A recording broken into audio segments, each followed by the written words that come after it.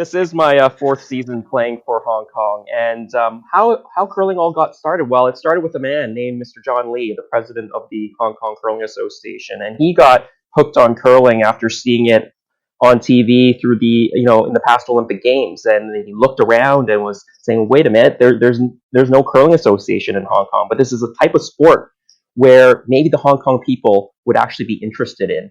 Sort of tactical and methodical, and it's not, super aggressive like hockey or rugby.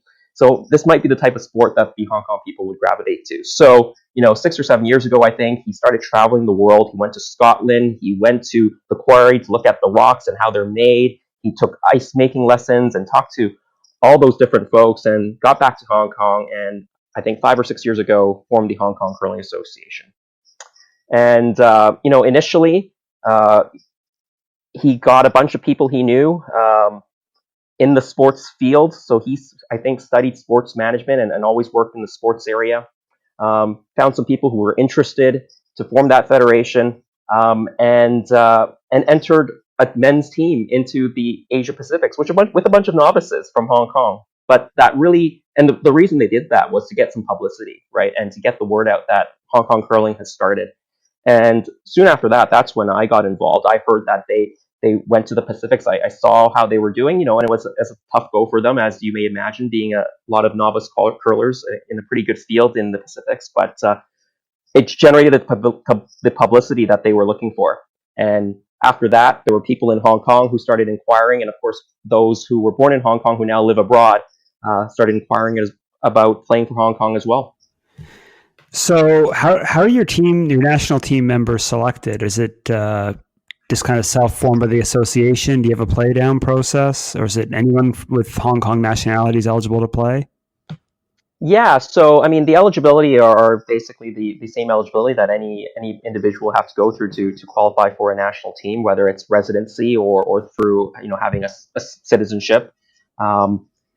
So for us, there isn't yet a national championship for Hong Kong, and for people who may be not so familiar with Hong Kong and Chinese Taipei, although we're sort of a territory of China, we do have our own Olympic committees, and that's why we send our own Olympic teams as well when we have go to those international games and then world championships. But currently, there's no national championship. I think down the road, when we have enough critical mass of competitive curlers, obviously that will be one of the next goals for the association, but that's still a ways down the line.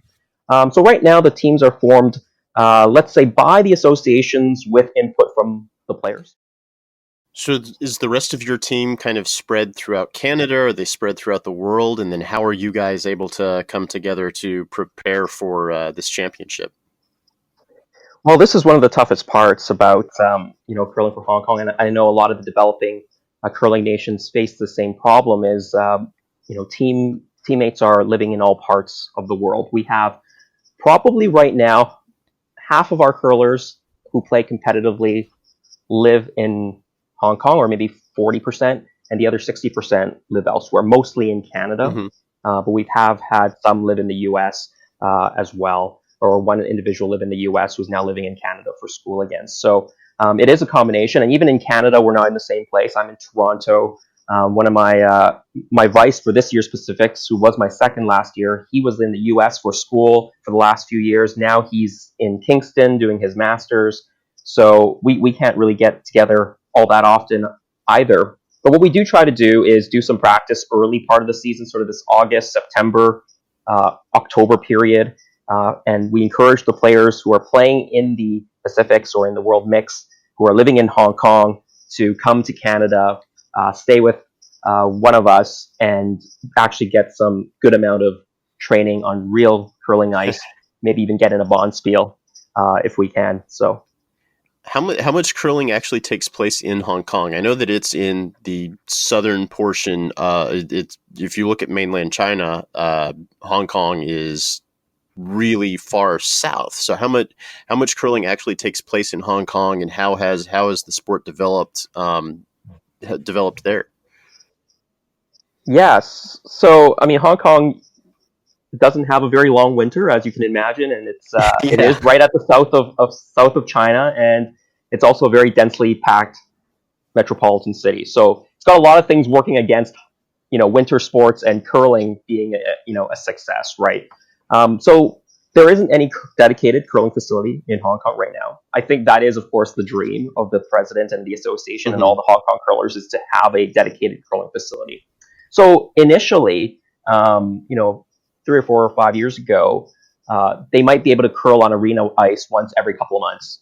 Now, as of earlier this year, they have a dedicated 2-hour, I believe, time slot every single Monday, I believe, at Glacier Festival Walk, where they have arena ice, and our players are out there now on a weekly basis throwing some rocks. Conditions, of course, it's not the best, right? It's very frosty. It's very foggy. I throw with a tuck delivery. My joke is I don't think if I'm throwing my delivery, the guy at the other end could actually see me through the fog.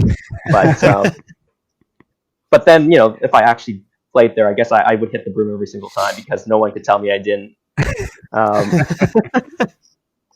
But that is a good start, right? To have a dedicated time slot, even if it's on arena ice every single week, so that the players can go out and play. And what they also do have there is you can drop in, pay your fee and learn how to curl there as well. But right now there's no leagues, for example. There's no bond spiels. It's just sort of come in and practice or learn to get some basics of learn to curl, right?